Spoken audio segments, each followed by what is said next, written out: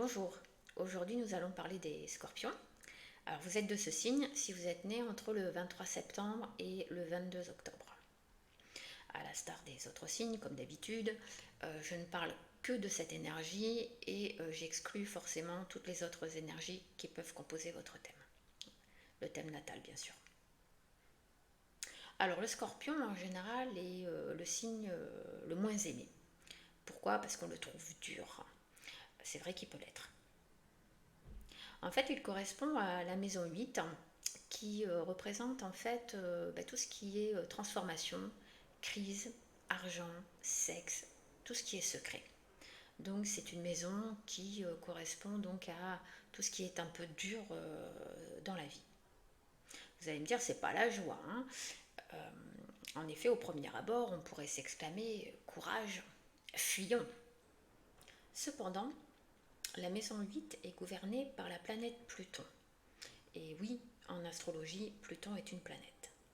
Alors Pluton, dans votre thème, dans l'énergie du Scorpion, n'invite pas le changement, mais l'impose.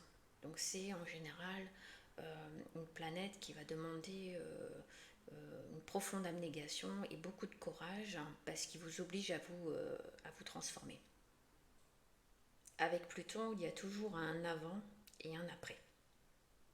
Alors la raison de vivre du Scorpion est donc de se transformer, de vivre les choses, les sentiments avec une intensité parfois extrême.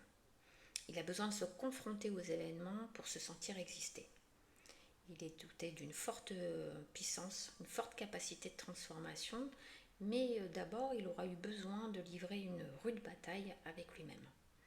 Il aime dominer, il adore la difficulté. D'un point de vue extérieur, il est vu comme quelqu'un de torturé, d'autodestructeur parfois. En fait, c'est un combattant né.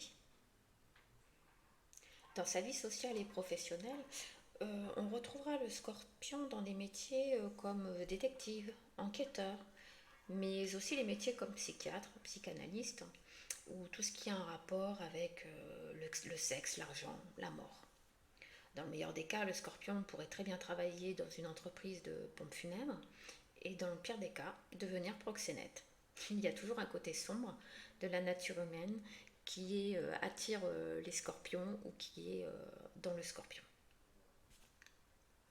Dans sa vie amoureuse, le scorpion est en apparence réservé et plutôt froid.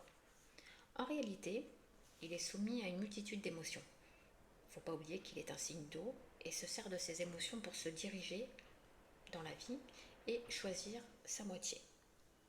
Il est lent à se décider, mais lorsqu'il le fait, il est fidèle et loyal. Un conseil, ne le trahissez pas. N'oublions pas, la cerise sur le gâteau, le scorpion est un amant exceptionnel. Et oui, pour son équilibre physique et mental, le scorpion a besoin de faire du sport pour lâcher sa tension nerveuse. Attention aux blessures car les sports qu'il pratique sont plutôt à risque. Le scorpion est sujet aux infections et aux virus. La sphère génitale est également sensible chez lui. Pour ceux qui connaissent le tarot de Marseille, le scorpion correspond à la carte 13, c'est-à-dire l'arcane de son nom qui symbolise la transformation et la mort. Pour finir, des célébrités comme Leonardo DiCaprio, Bill Gates, Alain Delon, Sophie Marceau, Emma Stone, Sœur Emmanuelle sont du signe du Scorpion. À bientôt pour le prochain signe.